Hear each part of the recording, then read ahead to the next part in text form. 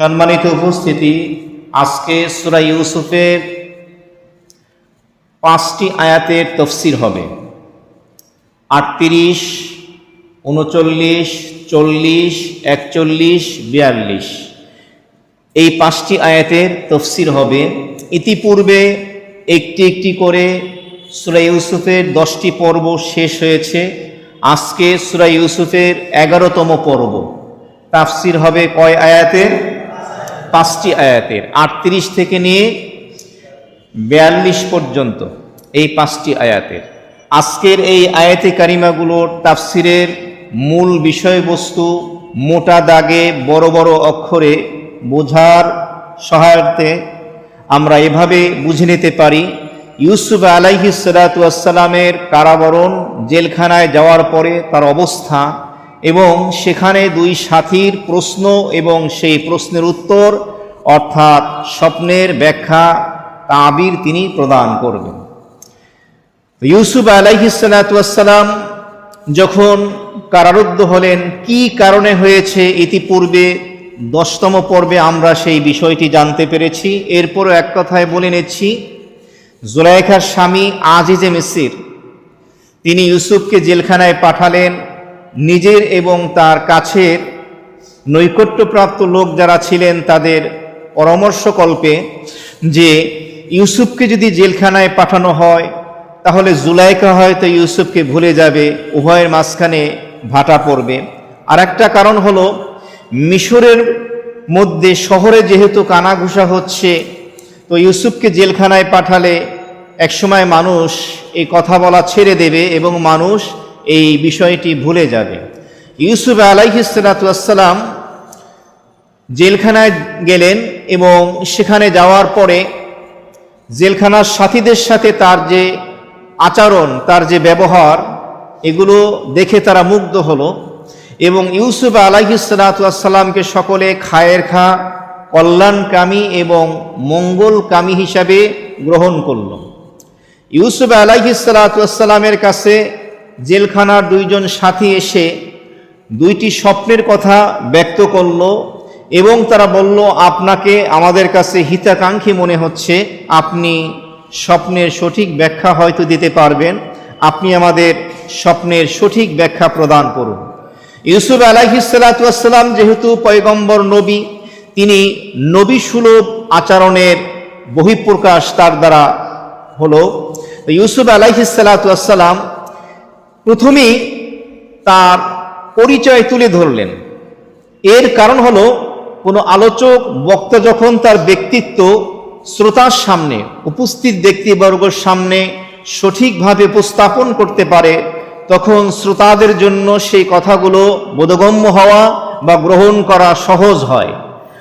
বক্তার ব্যক্তিত্ব যত উঁচু মাপের হয়, শ্রোতারা তার কথাকে তত কঠিনভাবে গ্রহণ করে। বাহ্যিকভাবে এর প্রমাণ আমরা পাই। বর্তমান বিশ্বের বড় বড় আলেমে দিন যারা আছেন, আমাদের বুজুর্গ আসাদায়ে কেরাম, বুজুর্গানে দিন যারা জীবিত আছেন, তারা সাদা মাঠা কথা বললেও শ্রোতারা সেটাকে খুব ভালোভাবে গ্রহণ করে, কারণ বলছেন অনেক বড় বুজুর্গ মানুষ, অনেক বড় আলেমে দিন।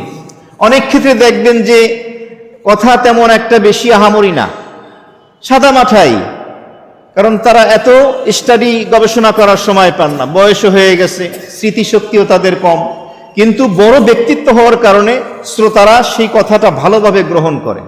তো ইউসুফ আলাইহিস সালামের ব্যাপারটা এমন নয়, এর থেকে আরো বেশি ব্যতিক্রম, কারণ তিনি একজন পয়গম্বর। এই জন্য তিনি তার পরিচয় তুলে ধরলেন। শুধু নিজের পরিচয় না, তিনি লক্ষ্য করে দেখলেন যে আমি ইউসুফ জেলখানার মধ্যে যে সাথীরা আছে এবং মিশরে আমার তেমন পরিচয় নেই, অর্থাৎ আমাকে সেভাবে মানুষ চেনে না, ওইরকম ব্যক্তিত্বের অধিকারী এখনো তিনি হতে পারেননি। এই জন্য তিনি তার পূর্বপুরুষ যাদের পরিচিতি ইতিপূর্বেই ছিল, নবী রাসূলগণ, তাদের কথা ব্যক্ত করলেন। তিনি বললেন, ওয়াত্তাবা'তু মিল্লাতা আবাই ইব্রাহিম ওয়া ইসহাক ওয়া ইয়াকুব।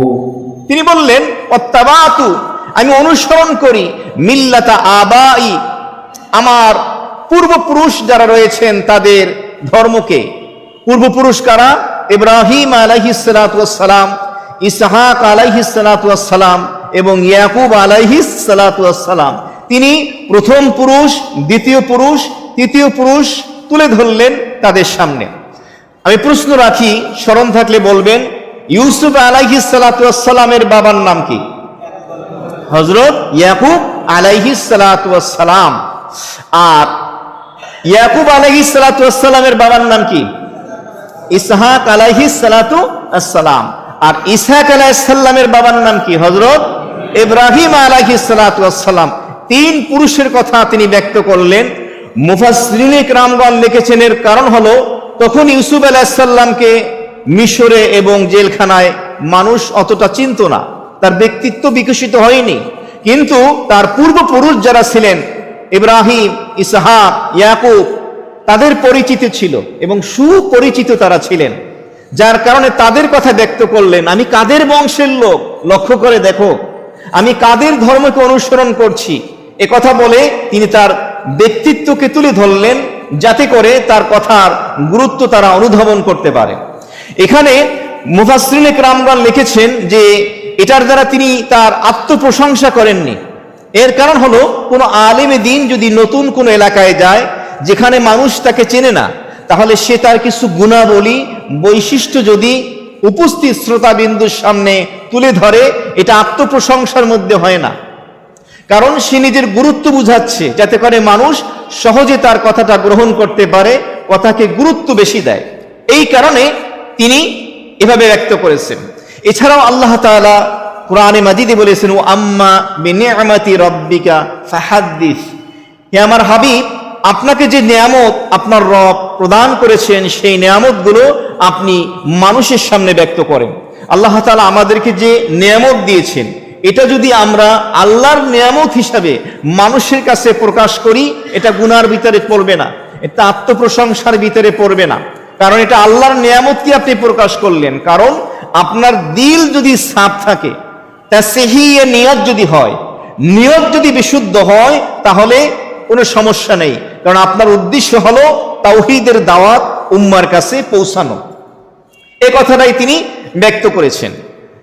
এরপরে তিনি বলেছেন, মা কানা লানা আন নুশরিকা বিল্লাহি মিন শাই, আমাদের জন্য সমীচীন নয়, আন নুশরিকা বিল্লাহ, আল্লাহ রাব্বুল আলামিনের সাথে আমরা শরীক করব, মিন শাই, কোন বস্তু। মা কানা লানা, আমাদের জন্য এটা মুনাসিব নয়, সমীচীন নয়, আন নুশরিকা বিল্লাহি মিন শাই, যে আল্লাহ তাআলার সাথে আমরা কাউকে শরীক সাব্যস্ত করব, অংশীদারত্ব করব, এটা আমাদের জন্য সমীচীন নয়। শিরিকের কথা তিনি বললেন কেন? শিরিকের বিপরীত হলো ঈমান। পৃথিবীতে আল্লাহ তাআলা তার বান্দা বান্দিকে যত নিয়ামত দান করেছেন, সব থেকে দামি পাওয়ারফুল নিয়ামত হলো ঈমান। সব থেকে দামি নিয়ামত দুনিয়াতে কি? আর আখিরাতে সব থেকে বড় নিয়ামত হলো দিদারে মাওলা, সরাসরি জান্নাতি বান্দা আল্লাহকে দেখতে পাবো। সুবহানাল্লাহ, আল্লাহ আমাদের নসিব করে, বলি আমিন। তাহলে মানব জীবনের সব থেকে বড় কল্যাণ সাধিত হয় যখন সে ঈমানের নিয়ামত দ্বারা মালামাল হয়ে যায়। একটা মানুষ প্রচুর অঢেল সম্পদ, বিত্ত, বৈভব, প্রাচুর্যের মালিক, দেখতেও সুন্দর, পৃথিবীর সমস্ত ডিগ্রি তার কাছে আছে, সমস্ত ক্ষমতা তার কাছে আছে, কিন্তু ঈমানের নিয়ামত থেকে সে যদি মাহরুম হয়, বঞ্চিত হয়, ওর থেকে বড় কপাল পরা আল্লাহর জমিনে আর দ্বিতীয়টা হতে পারে না। পৃথিবীর সুপার পাওয়ার আমেরিকার প্রেসিডেন্ট জো বাইডেন, সব থেকে বড় ক্ষমতা দুনিয়ার দিক থেকে, কিন্তু ঈমান থেকে মাহরুম, বঞ্চিত। পৃথিবীর জমিনের প্রত্যন্ত অঞ্চলের অজপাও গ্রামের কোন একজন দরিদ্র শ্রমিক, যার কিছু নাই, কিন্তু সে ঈমানদার মুসলমান, তার দাম আল্লাহর কসম দিয়ে বলতেছি ও জো বাইডেনের থেকেও 1000 গুণ, কোটি গুণ বেশি। বলুন সুবহানাল্লাহ। পৃথিবীতে শক্তি, টাকা, ক্ষমতা, পাওয়ার দ্বারা কিছু করা যায়, আখিরাতে এগুলো অকেজ, কোনো কাজে লাগবে না, অসার। আখিরাতে ঈমান না থাকলে কোনোই কাজে হবে না। এই জন্য বলা হয়, তুমি বাস্তুহারা হয়ে যাও, ঘর বাড়ি শূন্য হয়ে যাও, ব্যাংক ব্যালেন্স শূন্য হয়ে যাও, কিন্তু ঈমান হারা হইও না। ঈমান হারা হয়ে যদি কবরে যাও, নাজাতের বিকল্প আর কোনো রাস্তা নেই। এই জন্য ইউসুফ আলাইহিস সালাতু ওয়াস সালাম স্বপ্নের ব্যাখ্যাটা শুরুতেই দেননি, বরং শুরুতে তিনি একটা পরিবেশ তৈরি করলেন। চিন্তা করে দেখলেন যে তাদের কর্ণকুহর কানগুলো আমার কথাগুলো শোনার জন্য উৎসুক হয়ে আছে। আমি কিভাবে স্বপ্নের ব্যাখ্যাটা দিই, কি ব্যাখ্যা দিই, তারা জানতে চাচ্ছে। তাহলে এটা আমি কাজে লাগাই, আমি কাজে লাগিয়ে তাদেরকে আমি তাওহীদের দাওয়াত দিই। কারণ ওই দুইজনের মধ্যে থেকে একজনের তো মৃত্যুদণ্ড হবে, তাহলে এই লোকটা যদি ঈমান নিয়ে মরতে পারে, মৃত্যুদণ্ড হলেও আল্লাহ তাকে জান্নাত দান করেন। কি চমৎকার চিন্তা চেতনা পয়গম্বরের! এই জন্য তিনি কল্যাণকামী হয়ে তাওহীদের দাওয়াত দিলেন, রিসালাতের দাওয়াত দিলেন। পরবর্তীতে গিয়ে তিনি স্বপ্নের ব্যাখ্যা প্রদান করলেন। এটা হলো নবী সুলভ আচরণ, যে উম্মাকে দাওয়াত প্রদান করা, তাওহীদের কথা তুলে ধরা তার সামনে, এবং শিরিকের ভয়াবহতা তাদের সামনে তুলে ধরা। কুরআনে কারীম আল্লাহ তাআলা তার হাবিবকে বলেন, লা ইন আশরাকতা লা ইয়াহবাতান্না আমালুক। ও আমার হাবিব মুহাম্মদ সাল্লাল্লাহু আলাইহি ওয়াসাল্লাম, আপনি যদি শিরিক করেন তাহলে আপনার তামাম জিন্দেগীর সমস্ত আমল ধ্বংস হয়ে যাবে, বরবাদ হয়ে যাবে। নবীকে বলতেছেন আল্লাহ, নবীর দ্বারা শিরিক করা সম্ভব না। এরপরও বলে গুরুত্ব বুঝালেন যে শিরিক এত বড় অপরাধ। সকল রোগের অ্যান্সার আছে, ক্যান্সারেরও অ্যান্সার আছে, কিন্তু শিরিকের কি নাই? কোনো অ্যান্সার নাই, কোনো প্রতিষেধক নাই। এই জন্য তিনি শিরিকের ভয়াবহতা তুলে ধরলেন। তিনি বললেন, মা কানা লানা, আমাদের জন্য সমীচীন নয়। এই লানা এর অর্থ কি? আমাদের বলতে তিনি কি বুঝিয়েছেন? মুফাসসিরিনে কেরামগণ লিখেছেন, এর অর্থ হলো সর্বপ্রথম পয়গম্বর আদম আলাইহিস সালাতু ওয়াস সালাম থেকে নিয়ে সর্বশেষ নবী পর্যন্ত মুহাম্মদুর রাসূলুল্লাহ সাল্লাল্লাহু আলাইহি ওয়াসাল্লাম 1,24,000 পয়গম্বর উদ্দেশ্য। তার মানে কোন নবী রাসূল শিরিক করবেন এটা হতেই পারে না। আরেকটা ব্যাখ্যা হলো লানার, ইউসুফ আলাইহিস সালাম বুঝালেন যে আমার পূর্বপুরুষ যারা আছে, ইসহাক, ইয়াকুব, ইব্রাহিম, আমাদের কারো জন্য এটা সমীচীন নয়। তাছাড়া নবী এবং রাসূলকে পাঠানোর বুনিয়াদি মূল ফাউন্ডেশন মূলক যে কাজ, যে জিম্মাদারি, যে দায়িত্ব, সেটা হলো তাওহীদের উপরে অটল থাকা, শিরিকের বিরুদ্ধে থাকা। সুতরাং কোন পয়গম্বর শিরিক করবেন এটা আদৌ হতে পারে না, এটা শোভা পায় না। এ কথাই তিনি বলেছেন, মা কানা লানা আন নুশরিকা বিল্লাহি মিন শাই, আমাদের জন্য সমীচীন নয়, মুনাসিব নয়, আমরা এটা করতে পারি না কোনোদিন। আন নুশরিকা বিল্লাহি মিন শাই, আল্লাহ তাআলার সাথে কাউকে শরীক করব। মিন শাই, এই মিন শাই দ্বারা উদ্দেশ্য কি? এই মিন শাই দ্বারা উদ্দেশ্য মুফাসসিরিন কেরামগণ বলেছেন, এটা যে কোনো প্রকারের শিরিক হতে পারে। সত্যগত শিরিক বা সিফাতগত শিরিক, জাতি শিরিক, আল্লাহর জাতের সাথে কাউকে শরীক করা। আর একটা হলো সিফাতের সাথে শিরিক, আল্লাহর গুণের সাথে কাউকে শরীক করা। কোন প্রকারের শিরিক করাই সমীচীন নয়, এটা করতে পারি না। যালিকা মিন ফাদলিল্লাহি আলাইনা ওয়া আলান নাস, এই কথা বলে দিলেন। যালিকা মিন ফাদলিল্লাহ, ইউসুফ আলাইহিস সালাম বললেন দাওয়াতের এক ফাঁকে, শোনো, এই যে ঈমানের মতো দৌলত, তাওহীদের উপর অটল থাকা, অবিচল থাকা, এটা আল্লাহ রাব্বুল আলামিনের পক্ষ থেকে অনেক বড় অনুগ্রহ। আলাইনা, আমাদের উপরে। এর একটা অর্থ হতে পারে 1,24,000 পয়গম্বরের উপরে, অথবা আমার পূর্বপুরুষ ইয়াকুব, ইসহাক, ইব্রাহিমের বংশের সকলের উপরে। এটা অনেক বড় অনুগ্রহ। সেটা হলো ঈমানের মতো দৌলত। সেটা কি? ঈমানের মতো দৌলত। এটা হলো আল্লাহ তাআলার পক্ষ থেকে অনেক বড় অনুগ্রহ। ও আলান নাস, এবং মানুষদের উপরেও। এটার ব্যাখ্যায় মুফাসসিরিনে কেরামগণ লিখেছেন যে আল্লাহ তাআলা জিবরাইল আমিনের মাধ্যমে নবী রাসূলদের কাছে এই পয়গাম পৌঁছান, তাওহীদের দাওয়াত, ঈমানের দৌলত পৌঁছান। তাহলে নবী রাসূলগণ জিবরাইলের মারফত আল্লাহর পক্ষ থেকে পায়। আর আলান নাস, মানুষদের উপরে কিভাবে? নবী রাসূলদের মাধ্যমে, তাদের দাওয়াতের মাধ্যমে মানুষ এই ঈমানের মতো দৌলত, হেদায়েতের মতো দৌলত লাভ করে। তাহলে এই যে ঈমানের দৌলত, যে ফজল, অনেক বড় অনুগ্রহ আল্লাহ তাআলার পক্ষ থেকে, এটা নবীদের উপরেও এবং আমাদের সাধারণ মুসলমানদের উপরেও। এটা হলো অনেক বড় অনুগ্রহ। ওয়ালাকিন্না আকসারান নাসি লা ইয়াশকুরুন। এরপরে শেষ অংশে একথাও বলে দিলেন, তবে এই বিষয়টা অধিকাংশ মানুষই শুকরিয়া আদায় করে না। ওয়ালাকিন্না, কিন্তু আকসারান নাস, অধিকাংশ মানুষ, লা ইয়াশকুরুন, তারা আল্লাহর এই নিয়ামতের কৃতজ্ঞতা জ্ঞাপন করে না, শুকরিয়া আদায় করে না। ফুজাইল ইবনে ইয়াস রাহমাতুল্লাহ আলাইহির নিকটে প্রশ্ন করা হয়েছিল, মানুষ কি ঈমানের দৌলত থেকে মাহরুম, বঞ্চিত হতে পারে? ঈমানের মতো দৌলত কোনো মানুষের কাছ থেকে ছিনিয়ে নেওয়া হতে পারে, তার থেকে ছিন্ন হতে পারে?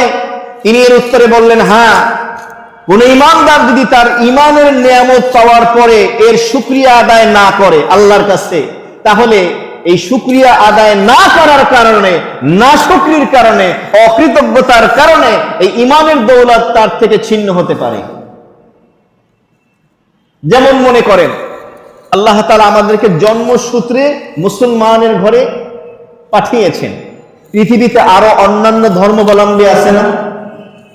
হিন্দু আছে, বৌদ্ধ আছে, খ্রিস্টান আছে, পারসিক আছে, আর্য আছে, শিখ আছে, কত ধর্মের মানুষ পৃথিবীতে আছে।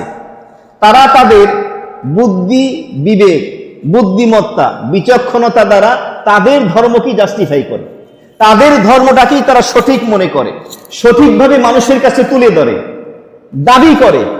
আল্লাহ না করুক, আপনার বা আমার যদি জন্মটা বিধর্মীর ঘরে হতে পারত, তখন আমার এই বিবেক দিয়ে আমি এই ধর্ম যেভাবে প্রচার করছি, হয়তো সেই ধর্ম প্রচার করতাম।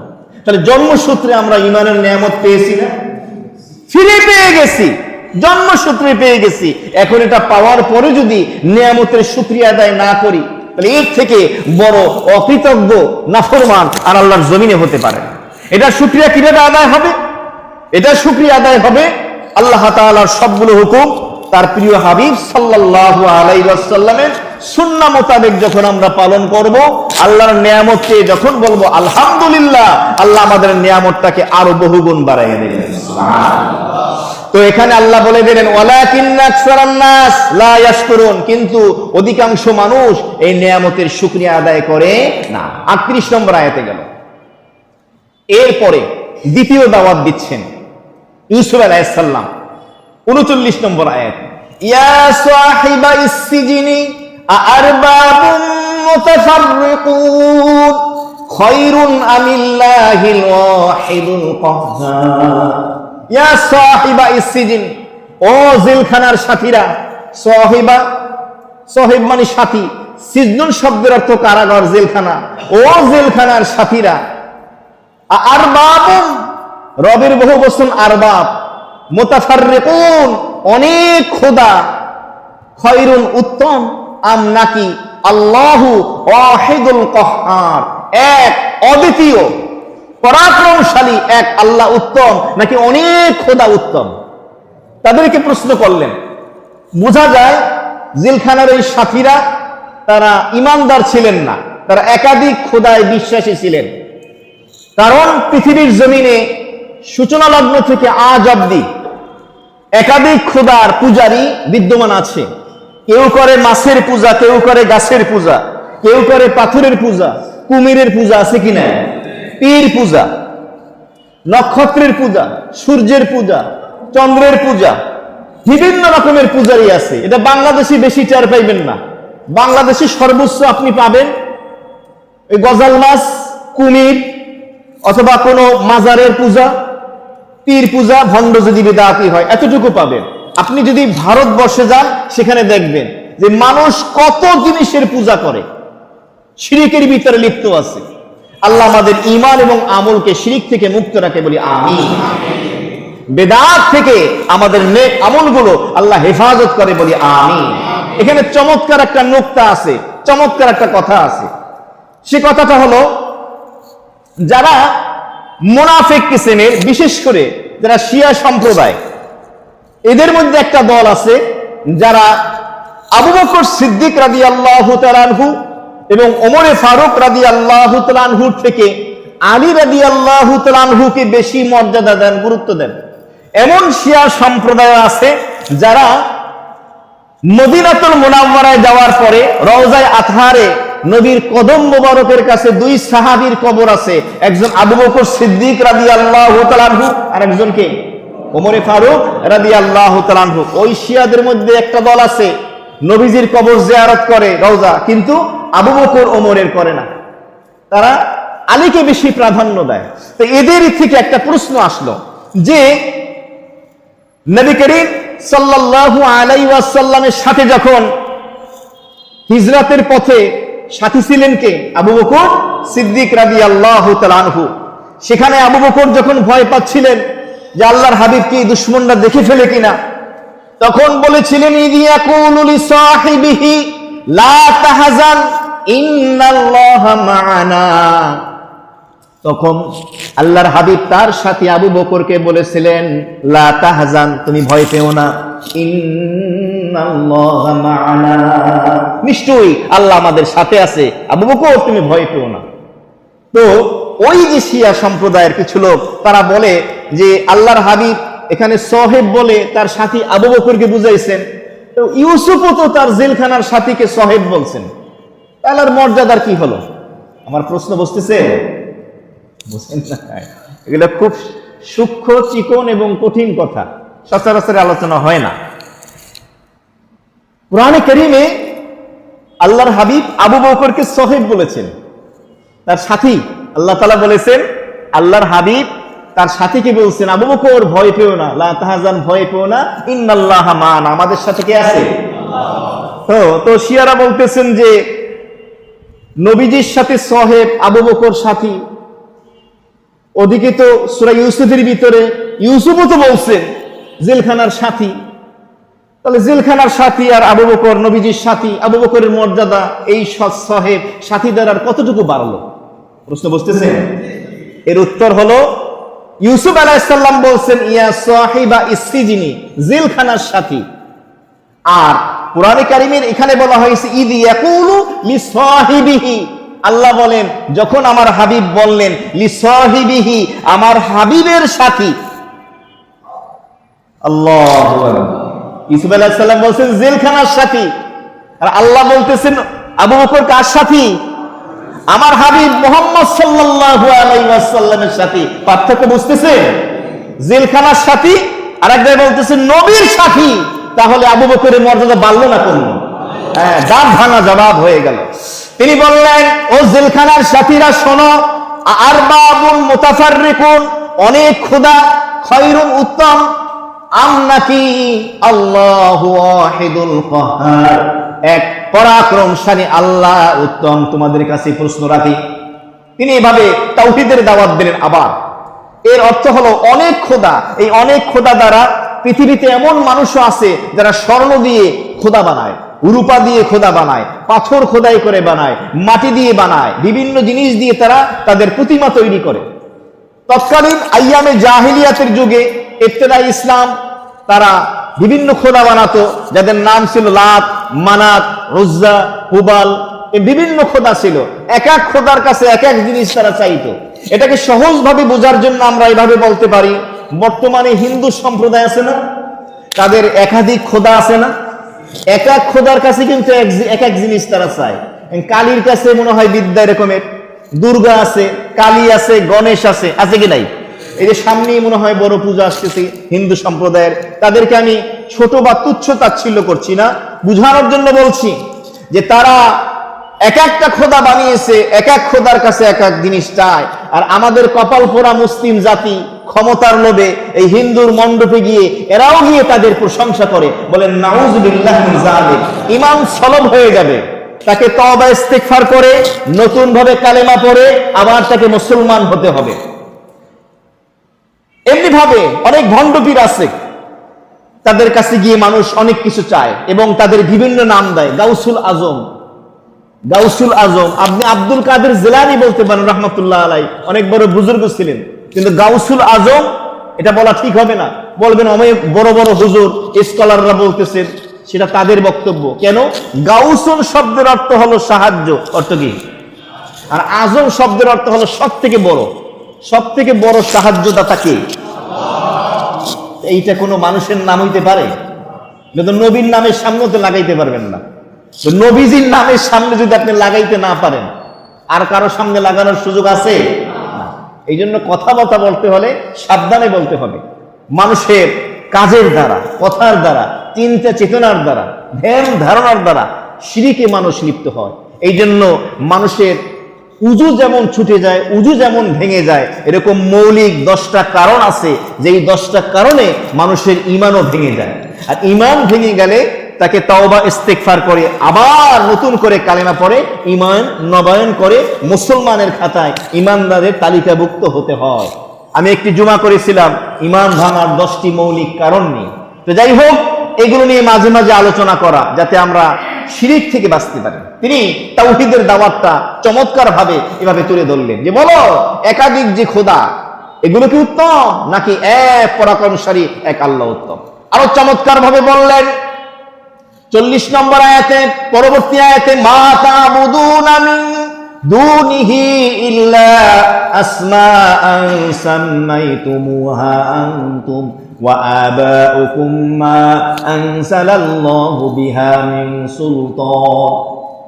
মা তা'বুদুনা মিন দুনি, তোমরা ইবাদত করো, মিন দুনিহি, এক আল্লাহকে ছেড়ে যাদের ইবাদত করো, ইল্লা, তবে হা, আসমাআন, বিভিন্ন নামে নাম দিয়ে, সাম্মাইতুমুহা আনতুম, যেই নামগুলো তোমরা দিয়েছো, তোমরা একাধিক খোদা বানিয়েছো এবং বিভিন্ন নামে তাদেরকে ডাকো। ওই যে বলেছিলাম লাত, উজ্জা, হুবাল, বিভিন্ন নামে আইয়ামে জাহেলিয়াতের যুগে ডাকতো, বর্তমানে বিভিন্ন নাম দিয়ে ডাকে। মুশকিল কুশা, গাউসুল আজম, বিভিন্ন নাম দিয়ে ডাকে। এরকম শিয়াদের মধ্যে আছে ইয়া আলী, ইয়া হাসান, ইয়া হুসাইন বলে ডাকে, সাহায্য চায়। সাহায্য চাইতে হবে কার কাছে? আল্লাহর হাবিব বলে দিয়েছেন, ইদা ইসতাআনতা ফাসতাইন বিল্লাহ, সাহায্য চাইলে আল্লাহর কাছে চাও। ইদা সাআলতা ফাসআল বিল্লাহ, কিছু চাইতে হলে আল্লাহর কাছে চাও, দুনিয়ার মাখলুকের কাছে না। বর্তমানে হিন্দু সম্প্রদায় দুর্গা, কালী, বিভিন্ন প্রতিমা, বিভিন্ন নাম দিয়ে তাদের কাছে তারা চায়, তাদের ইবাদত করে। মা তা'বুদুনা মিন দুনিহি, এক আল্লাহকে বাদ দিয়ে যাদের ইবাদত বন্দেগী তোমরা করো, ইল্লা আসমাআন, বিভিন্ন নাম তোমরা তাদের দিয়েছো, নামকরণ করেছো, সাম্মাইতুমুহা আনতুম, আর এই নামগুলো তোমরা দিয়েছো, এই নামকরণ তোমরা করেছো। আর কারা?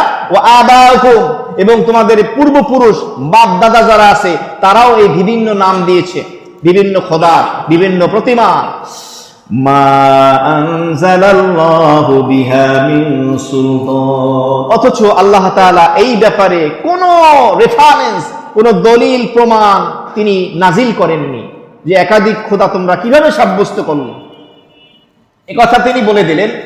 সুতরাং এই যে মুশকিল কোষা, দয়াল বাবা, খাজা বাবা, পীর বাবা, যা কিছু আছে, এই সমস্ত কর্মকাণ্ড, চিন্তা চেতনা, ধ্যান ধারণা, ডাক থেকে তোমাদের ফিরে আসতে হবে। এরপর তিনি বললেন, ইনিল হুকমু ইল্লা লিল্লাহ, ইনিল হুকমু ইল্লা লিল্লাহ, হুকুম চলবে একমাত্র আল্লাহ রাব্বুল আলামিনের। বুঝে থাকলে বলুন, জমিনের মালিক কে? আসমানের মালিক কে? তাহলে আল্লাহর যদি জমিন হয়, এই জমিনে আইন চলবে কার?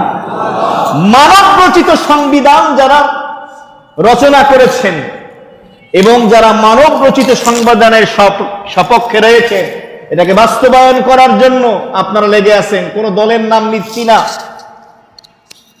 বাংলাদেশে 5 বছর পর পর, এখন তো 15 বছর পর পর, না জানি 20 বছর, জানি না, এক এক দল যে আসে, তারা কি আল্লাহর আইন বাস্তবায়ন করার জন্য আসে, নাকি মানব রচিত সংবিধান বাস্তবায়ন করার জন্য? যে সংবিধানে দেশ চলে, এটা কি আল্লাহর দেয়া সংবিধান?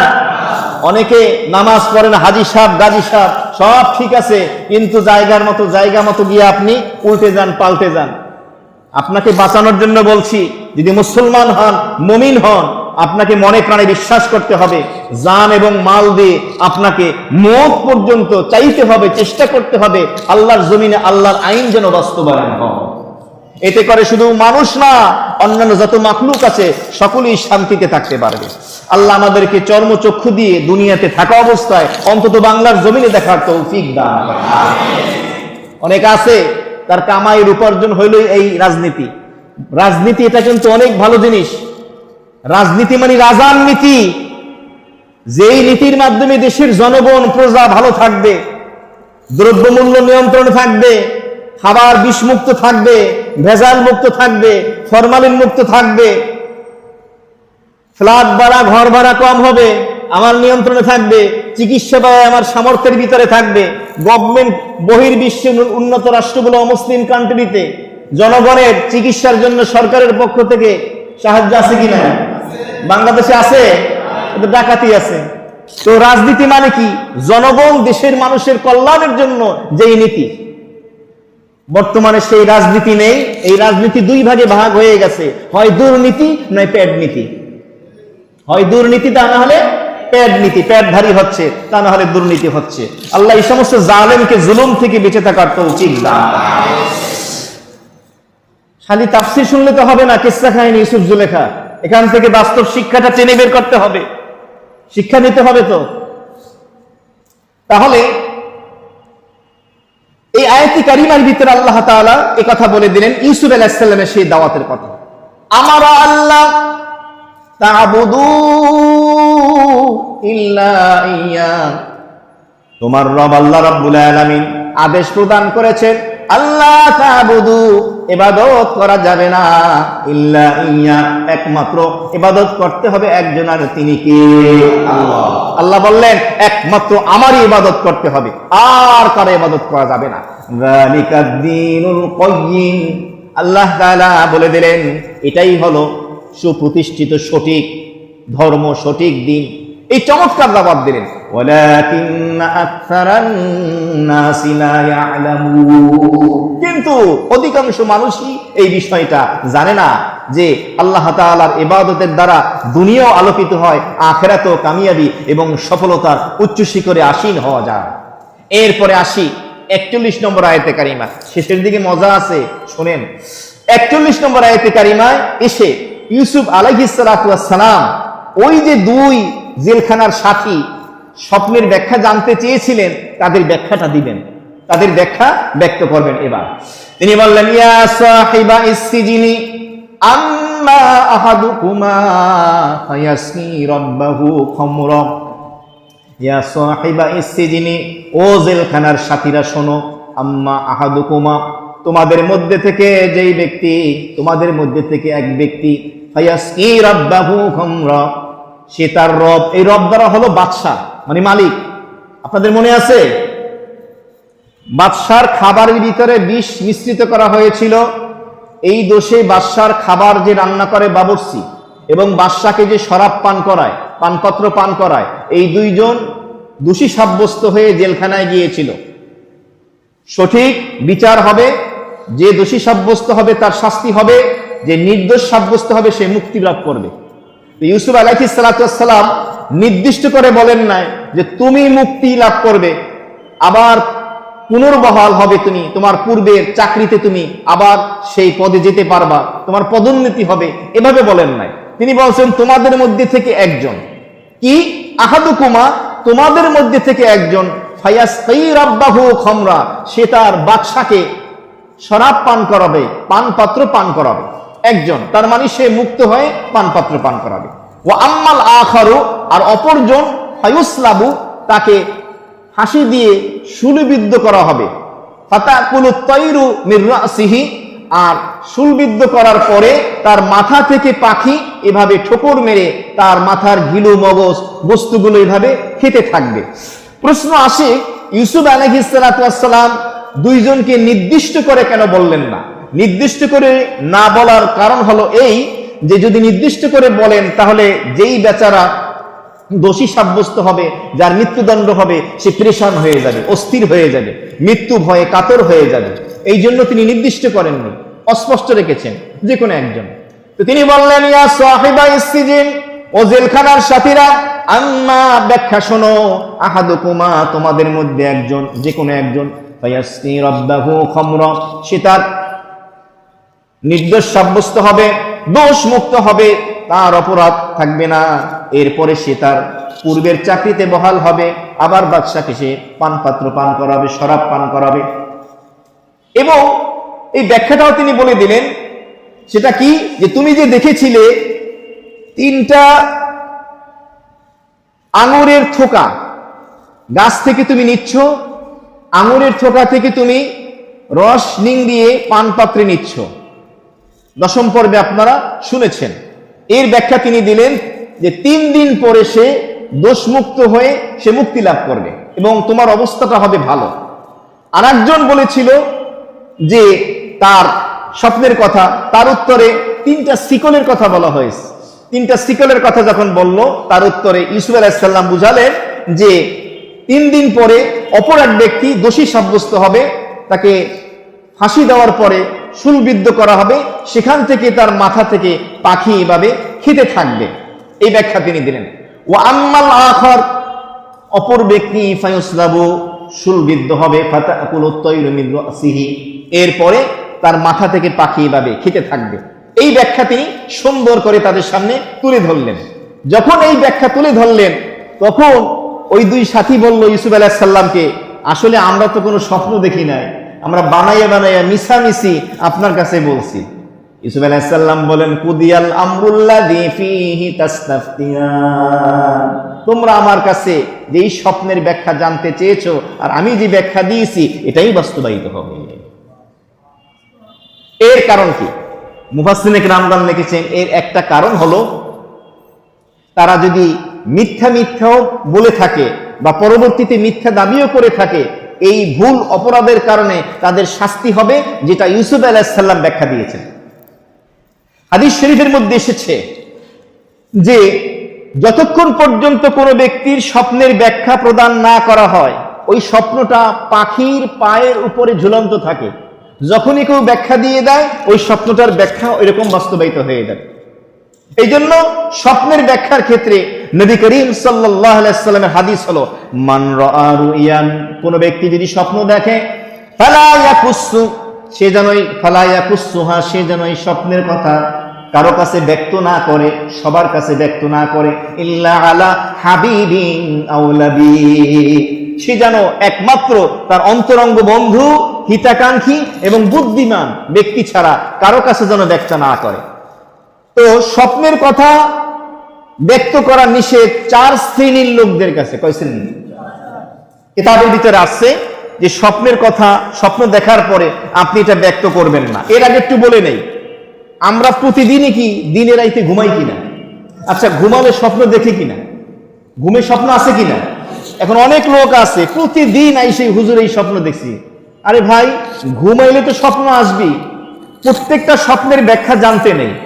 যেই স্বপ্নটা কোনো গুরুত্ব রাখে, মানে একই স্বপ্ন আপনি বারবার দেখতেছেন, অথবা স্বপ্নটা দেখার পরে আপনার মনে দাগ কেটেছে যেটা কোনো একটা কিছু হবে, এমন কিছু হলে আপনি স্বপ্নের ব্যাখ্যা জানতে চান। তা না হলে যে কোনো স্বপ্নের ব্যাখ্যা আপনি জানতে চেয়েন না। এরপর আসি, স্বপ্ন সবার কাছে ব্যক্ত করা যাবে না, বিশেষ করে 4 শ্রেণীর লোকদের কাছে। কয় শ্রেণী?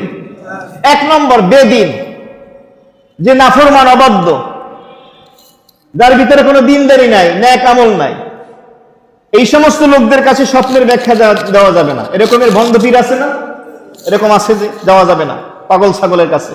2 নম্বরে হলো কোন নারী, মেয়েদের কাছে স্বপ্নের ব্যাখ্যা জিজ্ঞেস করতে নিষেধ করা হয়েছে। কেন?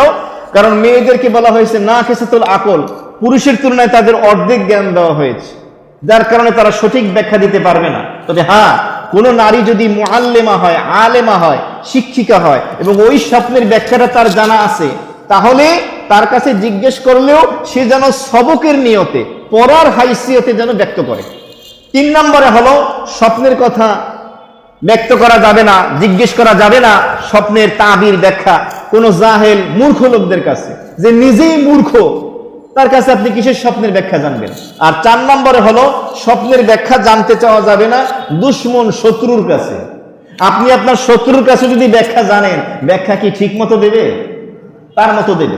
এই জন্য এই 4 শ্রেণীর লোকদের কাছে স্বপ্নের ব্যাখ্যা জানতে না চাওয়া। কুদিয়াল আমরুল্লাযী ফীহি তাস্তাফতিয়ান, তাহলে যেহেতু ইউসুফ আলাইহিস সালাতু ওয়াস সালাম স্বপ্নের ব্যাখ্যা দিয়ে দিয়েছেন, এই জন্য তিনি বললেন, তোমরা যা জানতে চেয়েছিলে, আমি যে ব্যাখ্যা দিয়েছি এটাই বাস্তবায়িত হবে। স্বপ্নের ব্যাখ্যা দেওয়া এটাও ফতুয়া বিভাগে ফতুয়া চাওয়ার মতো। তাস্তাফতিয়ান বলা হয়েছে ইস্তিফতা থেকে, ফতুয়া দেওয়ার মতো। আল্লাহ রাব্বুল আলামিন এই উম্মতের ভিতরে এমন এক ব্যক্তিকে আল্লাহ তাআলা এই স্বপ্নের ব্যাখ্যার জ্ঞান দান করেছিলেন, যার নাম হলো আল্লামা ইবনে সিরিন রহমাতুল্লাহ আলাইহি, যিনি স্বপ্নের ব্যাখ্যার উপরে অনেক বড় বই পুস্তক লিখেছেন এবং তিনি স্বপ্নের চমৎকার ব্যাখ্যা দিতে পেরেছেন। এখন কিছু স্বপ্নের ব্যাখ্যা সম্পর্কে বলবো, একদম নতুন এবং আনুখা, কান লাগান খরগোশের মতো। 1 নম্বরে, কোনো ব্যক্তি যদি আল্লাহ তাআলাকে স্বপ্নে দেখে এবং সে বুঝতে পারে যে আমি আল্লাহর কুদরত দেখতে পেরেছি, তাহলে এর ব্যাখ্যা হলো সে সব থেকে বরকতপূর্ণ স্বপ্ন দেখতে পেয়েছে। বলুন সুবহানাল্লাহ। কিতাবে আসছে ইমামে আজম আবু হানিফা রাহমাতুল্লাহ আলাইহি তার জিন্দেগিতে 100 বারের অধিক আল্লাহ তাআলাকে স্বপ্নে দেখেছেন। সুবহানাল্লাহ। কেমনে দেখেছেন, কোন আকৃতি দেখেছেন, এটার ব্যাখ্যা নেই, সেটা আল্লাহই ভালো জানে। এটাকে বলা হয় মানামি মেরাজ, স্বপ্নের মাধ্যমে আল্লাহর মেরাজ। এখন আসি, কোনো ব্যক্তি যদি জিবরাইল আলাইহিস সালাতু ওয়াস সালামকে স্বপ্নে দেখে ভালো অবস্থায়, আপনি প্রশ্ন করতে পারেন, হুজুর জিবরাইলের ছবি তো কোনো মিডিয়ায় দেখি নাই, কোনো কিতাবে বইতে দেখি নাই, তাহলে কেমনে বুঝবো আমি জিবরাইলকে দেখছি? এর ব্যাখ্যা হলো, ওলামায়ে কেরাম বলেন, আপনি স্বপ্নের ভিতরে দেখার পরে আপনার দিলের ভিতরে একটা ইয়াকিন পয়দা করে দেবে আল্লাহ। ওই ইয়াকিনের মাধ্যমে বুঝতে পারবেন আমি জিবরাইলকেই দেখতে পেয়েছি, এমন একটা অবস্থা তৈরি হবে। তাহলে কোনো ব্যক্তি যদি জিবরাইল আলাইহিস সালাতু ওয়াস সালামকে ভালো অবস্থায় দেখতে পায়, তাহলে এর ব্যাখ্যা হলো ওই ব্যক্তি যদি কোনোদিন শত্রুর বিরুদ্ধে লড়াই করে, আল্লাহ তাআলা তাকে শত্রুর বিরুদ্ধে বিজয় দান করবেন। আর যদি কোনো ব্যক্তি জিবরাইল আলাইহিস সালাতু ওয়াস সালামকে পেরেশান, চিন্তিত অবস্থায় দেখতে পায়, তাহলে এর ব্যাখ্যায় বলা হয়েছে যে সে শত্রুর বিরুদ্ধে পরাজয় বরণ করবে। কোন ব্যক্তি যদি মালাকুল মউত আজরাইল আলাইহিস সালামকে যদি দেখতে পায় যে সে আকাশে, আজরাইল আকাশে আর আপনি জমিনে যদি দেখতে পান, তার এর অর্থ হবে কি? এর অর্থ হলো যে আপনি যে পদমর্যাদায় আছেন এখান থেকে আপনার পদচ্যুতি ঘটবে, বিচ্যুতি ঘটবে। মনে করেন আপনি একটা পদে আছেন, এই পদ থেকে আপনাকে নিচের পদে নামাইয়ে দেওয়া হবে। এমনি ভাবে কোনো ব্যক্তি যদি দেখে যে ফেরেশতাদেরকে পরস্পরে লড়াই করতেছে ফেরেশতারা, তাহলে এর ব্যাখ্যা হলো যে আপনি গুনাহের দরুন আল্লাহ তাআলার আযাবের ভিতরে পাকড়াও হবেন, গ্রেফতার হবেন, এর আলামত। কোন ব্যক্তি যদি আবু বকর সিদ্দিক রাদিয়াল্লাহু তাআলা আনহুকে স্বপ্নে দেখে, তাহলে এর অর্থ হলো ওই ব্যক্তি খুশি এবং শান্তি নিরাপত্তার সাথে জীবন যাপন করবে। কোন ব্যক্তি যদি ওমরে ফারুক রাদিয়াল্লাহু তাআলা আনহুকে স্বপ্নে দেখে, তার অর্থ হলো ওই ব্যক্তি ইনসাফ, ন্যায় বিচারের গুণে গুণান্বিত হবে। কোন ব্যক্তি যদি উসমান গনি রাদিয়াল্লাহু তাআলা আনহুকে স্বপ্নে দেখে, তার অর্থ হলো এই ব্যক্তি ইবাদত গুজার বান্দা এবং অনেক পরহেজগার বান্দা হওয়ার তৌফিক লাভ করবে। সুবহানাল্লাহ। কোন ব্যক্তি যদি আলী রাদিয়াল্লাহু তাআলা আনহুকে স্বপ্নে দেখে, কিতাবে আসছে, তাহলে এর অর্থ হলো আপনি বীর হবেন, বাহাদুর হবেন এবং আপনি আপনার গোত্রের নেতৃত্ব দান করবেন। কোন ব্যক্তি যদি সাহাবায়ে কেরামকে স্বপ্নে দেখে, তার অর্থ হলো যে আপনি দ্বীনের কাজ করবেন, আল্লাহ আপনার দ্বারা অনেক দ্বীনের কাজ নেবে এবং এই সিরাতে মুস্তাকিম দ্বীনের পথে আল্লাহ আপনাকে চলার তৌফিক দান করবেন। কোন ব্যক্তি যদি হাসানাইন, ইমাম হাসান, ইমাম হোসাইন রাদিয়াল্লাহু তাআলা আনহুমা, এদেরকে যদি স্বপ্ন দেখে, তার ব্যাখ্যা হলো যে আপনি কল্যাণ এবং শান্তির মুখ দেখবেন, তবে আপনার জীবনে শাহাদতের পেয়ালা পান করার সম্ভাবনা রয়েছে। কোন ব্যক্তি যদি স্বপ্নের ভিতরে দেখে জবের রুটি, জব দিয়ে রুটি বানায়, তাহলে বোঝা যাবে আপনার দিনদারির ভিতরে পরিশুদ্ধতা আসবে। কোন ব্যক্তি যদি দেখে আটার রুটি হইতেছে, তখন হুজুর বলে কি কয়? বর্তমান বিশ্বের বড় আলেমে দ্বীন জীবিত জুলফিকার নাকশবন্দি, উনি সূরা ইউসুফের তাফসীর করতে গিয়ে এখানে আইসা এই ব্যাখ্যা দিচ্ছেন, মানে স্বপ্নের কিছু ব্যাখ্যা দিচ্ছেন, ওইগুলোই শুধু শুনাইতেছি আপনাদেরকে, আমার নিজের কিছু না। কেউ যদি দেখে আটার রুটি স্বপ্নের ভিতরে দেখতে পারে না, তাহলে এর অর্থ হলো আপনার ব্যবসার ভিতরে লাভবান হবেন, আপনি উন্নতি লাভ করবেন। ইবনে সিরিন রাহমাতুল্লাহ আলাইহি তিনি বলেন, কোন ব্যক্তি যদি ইশার নামাজের পরে ঘুমাইয়া যায় আর যদি সেই স্বপ্ন দেখে, তাহলে এই স্বপ্ন বাস্তবায়ন হইতে কমপক্ষে 10 বছর লাগবে। কয় বছর? আর যদি কোনো ব্যক্তি মধ্যরাতে স্বপ্ন দেখে, তাহলে এই স্বপ্ন তার জীবনে বাস্তবায়ন হইতে 5 বছর লাগবে। কয় বছর? কোন ব্যক্তি যদি শেষ রাইতে স্বপ্ন দেখে, তাহলে এই স্বপ্ন বাস্তবায়ন হইতে তার কয়েকটা মাস লাগবে। ইবনে সিরিন রাহমাতুল্লাহ আলাইহির নিকট এক ব্যক্তি এসে বলল, হুজুর আমি স্বপ্নে দেখলাম এক ব্যক্তি আজান দিতেছে, এর ব্যাখ্যা কি? তিনি বললেন, তুমি হজে যাবা। কিসে যাবা? হজে যাবা। আর এক ব্যক্তি এসে বলল, হুজুর আমি স্বপ্নে দেখলাম এক ব্যক্তি আজান দিতেছে। এ কথা শোনার পরে তিনি বললেন যে তোমার হাত কাটা যাবে। কি কাটা যাবে? ইবনে সিরিন রাহমাতুল্লাহ আলাইহির পাশে তার শাগরিদ ছিলেন, শিষ্য ছাত্ররা বলেন, হুজুর দুইজনই স্বপ্নে দেখছেন আজান দিতে, একজনারে বললেন হজে যাইবে, আর একজনকে বললেন আপনি কি হবে, শুনতেছেন, হাত কাটা যাবে। তখন ইবনে সিরিন রাহমাতুল্লাহ আলাইহি তিনি বললেন, প্রথম যেই ব্যক্তি এসে বলছে আমি স্বপ্নে দেখছি এক লোক আজান দিতেছে, আমি ওর অবস্থা দেখে পর্যবেক্ষণ করলাম যে এই লোকটা নেককার দিনদার, নেককার দিনদার। আর কোরআনে কারীমের ভিতরে আমি একটু চক্ষু বুলাই দেখলাম যে সেখানে বলা আছে আল্লাহ ইব্রাহিম আলাইহিস সালামকে বলছেন বাইতুল্লাহ নির্মাণের পরে ওয়াআযিন ফিন্নাসি বিল হজ, আপনি মানুষের মাঝে আজান দেন, এলান দেন, তারা যেন হজে আসে। এই লোকটা যেহেতু নেককার, এই জন্য আমি বলছি সে কিসে যাইবে, হজে যাইবে, আজান দেখতে দেখে। আচ্ছা, দ্বিতীয় ব্যক্তি ইবনে সিরিন রাহমাতুল্লাহ আলাইহি বললেন আমি দ্বিতীয় ব্যক্তিকে দেখলাম এই লোকটা বদকার, নেক আমল নাই। তো এই লোকটা দেখছে আজান দিতে, তাহলে সূরা ইউসুফের এক অংশে আছে যে মুয়াজ্জিন মানে ঘোষণাকারী ঘোষণা দিচ্ছে কেউ যদি চুরি করে তার হাত কেটে দেওয়া হবে, এই জন্য তার ব্যাখ্যা দিচ্ছে ওর হাত কাটা যাবে। এমনি ভাবে এক ব্যক্তি এসে বলল হুজুর আমি স্বপ্নে দেখছি আগুন জ্বলতেছে, তিনি বললেন তুমি অনেক টাকা পয়সা ধন সম্পদ পাবা। আর একজন আয়েশা বলল হুজুর আমি দেখি স্বপ্নে আগুন, হুজুর বললেন তোমার জীবনে অনেক পেরেশানি আসবে। ছাত্ররা জিজ্ঞেস করলেন হযরত দুইজনেই তো আগুন দেখছে স্বপ্নে, একজনকে বললেন টাকা পয়সা পাইবে আর একজনের জীবনে পেরেশানি আইবে, কারণ কি? তখন ইবনে সিরিন রাহমাতুল্লাহ আলাইহি বললেন প্রথম ব্যক্তি আগুন দেখছে শীতের মৌসুমে, কোন মৌসুমে? আর শীতের দিনে আগুন এটা ভালো না খারাপ? উত্তাপ নেওয়া যায়, এই জন্য টাকা পয়সা পাইবে। আর দ্বিতীয় ব্যক্তি স্বপ্ন দেখছে আগুন গরমের দিনে, গরমের দিনে আগুন আযাব না শান্তি, এই জন্য আর পেরেশানি আসবে। এই চিন্তা আমাদের মাথায় আসবে, আল্লাহ তাআলা এই জ্ঞান তাদেরকে দান করছেন। কি জ্ঞান? কঠিন জ্ঞান দান করছেন। এমনি ভাবে এক ব্যক্তি এসে বলল হুজুর আমি স্বপ্নে দেখলাম যে কবুতর মণি মুক্তার মতির মালাগুলো একটা একটা করে নিতেছে। তিনি বললেন যে এই বছরই অনেক ওলামায়ে কেরাম চলে যাবে, সত্যি বাস্তবায়ন হয়েছে। তিনি কবুতরকে মালাকুল মউতের সাথে তুলনা করেছেন, মতিগুলোকে ওলামায়ে কেরামের সাথে তুলনা করেছেন। সর্বশেষ নবীজির স্ত্রী সাফিয়া রাদিয়াল্লাহু তাআলা আনহা উম্মুল মুমিনিন হন পরবর্তীতে। প্রথম তার স্বামীর নাম ছিল সালাম বিন মিকসাম, সালাম বিন মিকসাম। তিনি স্বপ্ন দেখলেন সাফিয়া রাদিয়াল্লাহু তাআলা আনহা যে আকাশের চাঁদটা তার কোলের ভিতরে চলে আসছে। কোথায় চলে আসছে? কোলের মধ্যে। সাফিয়া রাদিয়াল্লাহু তাআলা আনহা তার বাবা ছিল কিন্তু ইহুদি সম্প্রদায় ছিলেন, পরে কালেমা পড়ে মুসলমান হন। তিনি তার স্বামী সালাম বিন মিকসামের কাছে গিয়ে বলেন স্বামী আমি স্বপ্নে দেখলাম আকাশের চাঁদটা আমার কোলের মধ্যে আছে। এই কথা যেই বলছে সাথে সাথে এক চর গালে, এমন চর মারছে ওই দাগ আর যায় না। চর মাইরা বলছে কি তুই মুসলিম দলপতি মুসলিম নেতার সাথে বিবাহ বসতে চাস? ব্যাখ্যা পরে আসতেছে। খায়বারে মুসলমানরা খায়বার বিজয় করলো, অবরোধ করলো, তারা পরাস্ত হলো ইহুদিরা। এরপরে এক পর্যায়ে সাফিয়া মুসলমান হলো, নবীজি তাকে পয়গাম দিলেন, নবীজির সাথে তার বিবাহ হলো। নবীজির কাছে যখন আসলো নবীজি বললেন সাফিয়া তোমার গালে দাগ কিসের? সাফিয়া বলল ইয়া রাসূলুল্লাহ স্বপ্নে দেখছিলাম এরকম আকাশের চাঁদখানা আমার কোলের মধ্যে চলে আসছে, এখন বলেন তো এই চাঁদ কি? নবী করিম সাল্লাল্লাহু আলাইহি সাল্লাম। তো এই কথা শুনে আমার স্বামী আমার একটা চর মারছে, ওই স্বামী ওই যুদ্ধে মারা যায়। তখন এই স্বপ্নের ব্যাখ্যা বাস্তবায়িত হয় যে ওই চাঁদ হলো রাসূলুল্লাহ সাল্লাল্লাহু আলাইহি ওয়াসাল্লাম। যাই হোক, এই আয়াতে কারিমার ভিতরে এই বিষয়টি সুস্পষ্টভাবে হয়ে গেল। ওয়াকালা লিল্লাযী যান্না আন্নাহু নাজিম মিনহু মাযকুরনি ইনদা রাব্বিক ফানসাহুশ শাইতান যিকরা রাব্বিহি ফালাবিসা ফিস সিজনি বিদআ সিনিন। সর্বশেষ 42 নম্বর আয়াতে কারিমার সংক্ষিপ্ত আলোচনা করি, ইতি টানছি।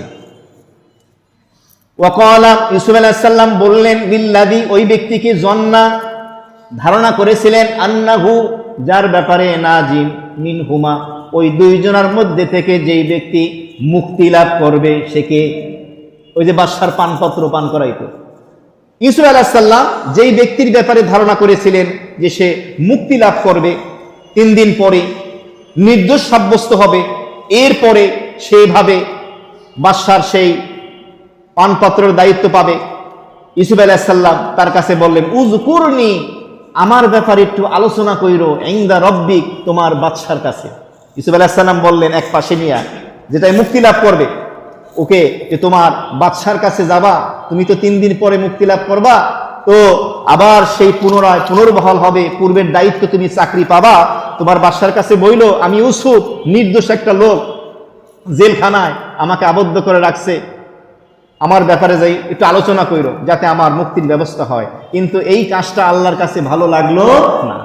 তুমি নবী, তুমি পয়গম্বর, নবী এবং পয়গম্বর সুলভ আচরণ হলো সবর করতে হবে, ধৈর্য ধারণ করতে হবে, আর তাওয়াক্কুল করতে হবে সর্ব অবস্থায় একজনের উপরে। তিনি কে? তো স্বপ্নের এই যে ব্যাখ্যা তো দিলেন এবং একজনকে বলেও দিলেন যে এভাবে তুমি তার কাছে গিয়ে বলবা। আল্লাহ তাআলার কাছে বিষয়টা ভালো লাগলো না। এর কয়েকটা ব্যাখ্যা মুফাসসিরিনে কিরামগণ দিয়েছেন যে আল্লাহ তাআলার পক্ষ থেকে পয়গাম আসলো, ইউসুফ তুমি এভাবে অকৃতজ্ঞ কিভাবে হতে পারলে? তুমি কিভাবে মানুষের কাছে, তোমার মতো একজন মানুষের কাছে তুমি এভাবে সাহায্যের জন্য ধন্যবাদ চাইলে? আসলে এটা মানবীয় গুণাবলী, দুর্বলতা থাকতেই পারে। ইউসুফ আলাইহিস সালাম কেঁদে দিয়ে বললেন, আল্লাহ আমার জীবনে এত বিপদ, ছোটবেলা থেকে সৎ ভাইদের শত্রুতা, কূপে নিক্ষেপ, তারপরে ব্যবসায়ী দলদের কাছে কম দামে বিক্রি করে দেওয়া, মিশরের বাজারে গোলাম বানায় বেচে দেওয়া, জেলখানায় আসা, এত বিপদ আমি ভুল করে ফেলাইছি, আমার মাফ করে দাও। এমনি ভাবে হাসান বসরি রহমতুল্লাহ আলাই বলেন যে জিবরাইল আমিন ইউসুফ আলাইহিস সালামের কাছে হাজির, এসে বললেন, ইউসুফ কাজটা তো ভালো হয় নাই, তুমি এভাবে আল্লাহ তাআলার কাছে সাহায্য না চেয়ে, এক হাদিসের ভিতরে আসছে ইউসুফ আলাইহিস সালাম যদি ওই জেলখানার বন্দী যে মুক্তি পাচ্ছে তার কাছে না বলে যদি আল্লাহর কাছে বলতো, আল্লাহ তার মুক্তির ব্যবস্থা করে দিত। সুবহানাল্লাহ। তো ইউসুফ আলাইহিস সালামকে বলা হলো, তুমি এভাবে চেয়েছো, আল্লাহ তো এটা পছন্দ করেননি, তোমার কাজটা করা ঠিক হয়নি। ইউসুফ আলাইহিস, সুতরাং তোমাকে আরো অনেক দিন জেলখানায় থাকতে হবে। ইউসুফ আলাইহিস সালাম বললেন, আমি যদি জেলখানায় আরো অনেকদিন থাকি, আমার রব আল্লাহ কি আমার প্রতি সন্তুষ্ট হবেন? তো জিবরাইল বলে, হ্যাঁ সন্তুষ্ট হবেন।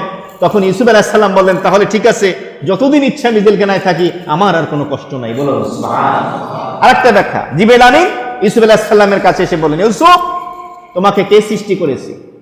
ইউসুফ বললেন, আল্লাহ। জিবরাইল বললেন, ইউসুফ তোমার বাবার কাছে তোমাকে এত প্রিয়, আদরণীয়, পছন্দনীয় কে বানাইয়া দিছে? ইউসুফ বলেন, আল্লাহ। তোমাকে কূপে নিক্ষেপ করার পরে কূপ থেকে মুক্তির ব্যবস্থা কে করেছেন? ইউসুফ বলেন, আল্লাহ। তোমাকে স্বপ্নের ব্যাখ্যায় তাবির এই সুন্দর জ্ঞানখানা কে শিক্ষা দিয়েছেন? ইউসুফ বলেন, আল্লাহ। তখন জিবরাইল বললেন, তাহলে তুমি কেমন করে আল্লাহকে বাদ দিয়ে অন্যের কাছে তুমি এভাবে সাহায্য কামনা করলা? ইউসুফ আলাইহিস সালাম অনুতপ্ত হলেন যে আমার ভুল হয়ে গেছে। এই ব্যাপারটা এখানে বলা হয়েছে, অতঃপর শয়তান তাকে ভুলিয়ে দিল। এই হুর মার্জা হলো এই জমিরের মার্জা, অর্থাৎ ওই যেই ব্যক্তি কয়েদি যে মুক্তি লাভ করবে 3 দিন পরে, তাকে ভুলিয়ে দিল। আর শয়তান ভুলিয়ে দিল, কি ভুলিয়ে দিল? যিকরা রাব্বিহি। ওই কয়েদি 3 দিন পরে মুক্ত হয়ে যেই বাদশার পানপত্রের দায়িত্ব পাবেন, শরাব পান করাবে, ওই বাদশার কাছে ইউসুফের আলোচনা করতে যেন ভুলে যায়। আল্লাহ তাআলা শয়তানকে ছুটকারা দিলেন। ওই কয়েদির উপরে শয়তান গালেব হয়ে গেল, প্রভাব বিস্তার করলো, বিধায় ওই ব্যক্তি ইউসুফের আলোচনা তার বাদশার কাছে, মালিকের কাছে করতে ভুলে গেল। এটার ভিতরে আল্লাহর হিকমত আছে, অনেক বড় হিকমত। কি হিকমত? শেষে আসছি। ভুলে দেওয়ার কারণে ফালাবিসা ইউসুফ আলাইহিস সালাম অবস্থান করলেন ফিসসিজনি, জেলখানার মধ্যে, বিদআসিনি, আরো কয়েক বছর জেলখানার ভিতরে আরো কয়েক বছর অবস্থান করলেন। ওই 2 কয়েদি, একজন ফাঁসির কাস্টে ঝুললো, শুলবিদ্ধ হলো, আর একজন মুক্তি পেল। এদের পরে আরো কয়েক বছর, এখন কয় বছর? বিদআসিনিন। বিদউন শব্দের অর্থ হলো, মুফাসসিরিনে কিরামগণ লেখছেন 3 থেকে 9 পর্যন্ত। এই জন্য কারো কারো ব্যাখ্যা হলো তিনি আরো 5 বছর, কেউ বলেন আরো 7 বছর, কেউ বলেছেন মুক্তি নাসরের এই যে শাস্তি আযাব এগুলো ছিল 7 বছর। কেউ বলছেন হযরত আইয়ুব আলাইহিস সালাতু ওয়াস সালাম 7 বছর অসুস্থ ছিলেন, ইউসুফ আলাইহিস সালামও আরো 7 বছর ছিলেন। তো কারো ব্যাখ্যা হলো পূর্বের 5 বছর বা পূর্বের 7 বছর, পরের 5 বছর। কেউ বলেন টোটাল 12 বছর ইউসুফ আলাইহিস সালাম জেলখানায় ছিলেন। কারো বক্তব্য হলো ইউসুফ আলাইহিস সালাম 14 বছর জেলখানায় ছিলেন। সর্বশেষ কথা, এই যে আবার জেলখানায় 7 বছর বা 5 বছর অতিরিক্ত ইউসুফ আলাইহিস সালাম অবস্থান করলেন, এর ভিতরে আল্লাহ তাআলার হিকমতটা কি ছিল? আল্লাহ তাআলার হিকমতটা ছিল এই, তখন যদি যেই কয়েদি মুক্তি পেয়েছিল সে যদি তার বাদশা মালিকের কাছে গিয়ে ইউসুফ আলাইহিস সালামের কথা বলতো, আর বাদশাহ যদি ইউসুফ আলাইহিস সালামকে মুক্তি দিত, তাহলে এত বড় মর্যাদার অধিকারী ইউসুফ আলাইহিস সালাম হতে পারতেন না। কি মর্যাদা? আগামী সপ্তাহের সেই তাফসিরে 43 নম্বর আয়াতে কারিমার মধ্যে আসবে, মিশরের মূল যে বাদশাহ, আজিজে মিসর না, মূল যে বাদশাহ, ওই বাদশাহ একটা স্বপ্ন দেখবে। ওই স্বপ্নের ব্যাখ্যা তার রাজদরবারের নৈকট্যপ্রাপ্ত যারা ব্যাখ্যাদাতা আছেন ওই দেশের কেউ দিতে পারবে না, সবাই অক্ষম হয়ে যাবে। অনেক বছর পরে একটা স্বপ্ন দেখবেন, অক্ষম হয়ে যাবে 5 বছর বা 7 বছর পরে। কেউ যখন ব্যাখ্যা দিতে পারছে না, বাদশা পেরেশান, তখন ওই যে পানপত্র পান করায়, ইউসুফ আলাইহিস সালাম যাকে বলছিলেন আমার কথা স্মরণ করাইও, তখন তার স্মরণ হবে। বাদশা, আমি যখন জেলখানায় ছিলাম তখন একজন ব্যক্তি নাম ইউসুফ সুন্দর স্বপ্নের ব্যাখ্যা দিতে পারে। আপনি যদি তার কাছে ব্যাখ্যা জিজ্ঞেস করেন তাহলে সে সঠিক ব্যাখ্যা দিতে পারবে। এই জন্য বাদশা কি করলেন? রাষ্ট্রীয় মর্যাদা দিয়ে তার জেলখানায় লোক পাঠালেন, দূত পাঠালেন। ইউসুফ আলাইহিস সালাম বললেন আমি স্বপ্নের ব্যাখ্যা দেব, আগে আমাকে নির্দোষ সাব্যস্ত করতে হবে। ইউসুফ আলাইহিস সালামকে বের হয়ে আসতে বললেন, তিনি বললেন না, আমি সরাসরি বের হব না। আমার উপরে যে অপবাদ দেওয়া হয়েছে, নারী কেলেঙ্কারির অপবাদ, এই অপরাধে তো আমি অপরাধী না, আগে আমাকে নির্দোষ প্রমাণিত করতে হবে, ঘোষণা করতে হবে, এরপরে আমি জেলখানা থেকে বের হব।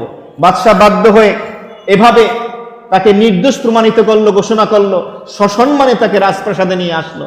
এরপর ইউসুফ আলাইহিস সালাম স্বপ্নের ব্যাখ্যা দিয়ে বাদশার মন তুষ্ট করেছেন। শুধু তাই না, স্বপ্নের ব্যাখ্যা দিয়ে পরবর্তী বছরে যে বিশাল দুর্ভিক্ষ আসতেছে জনগণের উপরে, দেশবাসীর উপরে, এই জনগণকেও এই বিশাল এই বিপদ থেকে মুক্তির ব্যবস্থা তিনি করলেন। বাদশা দেখলেন যে এই স্বপ্নের যে ব্যাখ্যা দিছে এটা বাস্তবায়ন করার ক্ষমতা আমারও নাই, আমার অধীনস্থ কোনো মন্ত্রীরও নাই। এই জন্য তিনি ইউসুফ আলাইহিস সালামকে বলেন যে তুমি এই দায়িত্ব পালন করো। আল্লাহ রাব্বুল আলামিন জেলখানা থেকে ইউসুফ আলাইহিস সালামকে রাজপ্রাসাদে খাদ্যমন্ত্রীর দায়িত্ব দান করে দিলেন। তাহলে সূরা ইউসুফের একটা সারমর্ম হলো কূপ থেকে রাজপ্রাসাদ, দাসত্ব থেকে রাজত্ব। ইউসুফ আলাইহিস সালামকে আল্লাহ তাআলা এই মর্যাদা দান করলেন। আগামী সপ্তাহের তাফসীর এগুলো পর্যায়ক্রমে আসবে। যে কথাগুলো ফুটে উঠলো, আল্লাহ তাআলা আমাদের সকলকে আমল করার তৌফিক দান করুন। অনেকেই দোয়া চেয়েছেন, সংক্ষেপে দোয়া করেন। আলহামদুলিল্লাহি রাব্বিল আলামিন। ربنا ظلمنا أنفسنا وإن لم تغفر لنا وترحمنا لنكونن من الخاسرين اللهم ربنا آتنا في الدنيا حسنة وفي الآخرة حسنة وقنا عذاب النار ربنا هب لنا من أزواجنا وذرياتنا قرة أعين واجعلنا للمتقين إماما ربنا لا تزغ قلوبنا بعد إذ هديتنا وهب لنا من لدنك رحمة إنك أنت الوهاب اللهم حاسبنا حسابا يسيرا اللهم إنا نعوذ بك من غضبك والنار اللهم أجرنا من النار اللهم إنا نسألك رضاك والجنة بسم الله على ديني ونفسي وولدي وأهلي ومالي رب ارحمهما كما ربياني صغيرا أي الله ইশার সালাতের পরে কুরআনে কারীমের সূরা ইউসুফের তাফসীরের পরে আমরা কিছু গুনাহগার বান্দা শর্মিন্দা লজ্জিত হয়ে তওবা ইস্তেগফার করে তওবা নাসুহার নিয়তে ভিক্ষুকের মতো খালি হাত দুইখানা বাড়ায় দিছি, চাতক পাখির মতো আপনার রহমতের দরিয়ার দিকে তাকায় আছি। মালিক মেহেরবানি করে আমাদের সকলকে আপনি মাফ করে দেন। আল্লাহ, জীবনে যত গুনাহ করলাম, সাগীরা কবিরা, জানা বাজানা, ইচ্ছায় অনিচ্ছায়, প্রকাশ্যে গোপনে, কুফর শিরক বেদাত, জেনে না জেনে, বন্ধু বান্ধবের পাল্লায় পড়ে, নফসে শয়তান ইবলিস শয়তানের ধোঁকায় পড়ে, লোভে পড়ে, চাপে পড়ে, মোহে পড়ে, রাতে দিনে, মাঠে ঘাটে, ময়দানে, অফিস আদালত দপ্তরে, দেশ বিদেশে যে হালাতে যে অবস্থায় করেছে দুনিয়ার মানুষ জানে না। আপনি আলিমুন বিদাতিস সুদূর, আপনি আলিমুল গায়েব। মেহেরবানি করে আমাদের সকলকে আপনি মাফ করে দেন। আমাদের তওবা এবং ইস্তেগফারকে কবুল করে আমাদের গুনাহগুলি নেকির দ্বারা পরিবর্তন করে দেন। ইবাদত বন্দেগী আমলে সালেহা যতটুকু তৌফিক দিয়েছেন ভবিষ্যতে দিবেন, মেহেরবানি করে কবুল ও মঞ্জুর ফরমান। পৃথিবীর শুরু থেকে আজ অবধি যত মুমিন মুমিনাত, মুসলিম মুসলিমাত দুনিয়া থেকে চলে গেছে, খাস করে আমাদের আত্মীয় স্বজনময় মুরব্বী যারা চলে গেছে, যারা যারা দোয়া চেয়েছেন, হাত উঠিয়েছেন, মেহেরবানি করে সকল মরহুম মরহুমাদেরকে মাফ করে দেন। সকলের জন্য জান্নাতের ফয়সালা করে দেন মাওলা। গোটা পৃথিবীর ভিতরে শান্তি আর নিরাপত্তা কায়েম করে দেন মাওলা। আল্লাহ দেশের ভিতরে আল্লাহ শান্তি নিরাপত্তা কায়েম করে দেন। জান ও মাল ঈমান আমলের হেফাজতের ব্যবস্থা করেন। ফিলিস্তিনের মুসলমানদের জান মাল ইজ্জত আবরু ঈমান আমলকে আপনি হেফাজত করেন মাওলা। আসমান থেকে গায়বী মদদ সাহায্যের ব্যবস্থা আপনি করে দেন মাওলা। তাদের স্বাধীন ভূখণ্ডে স্বাধীনভাবে আপনাকে ডাকার তৌফিক দান করে দেন। যার যতটুকু করার সামর্থ্য আছে আল্লাহ সহায়তা করার তৌফিক দান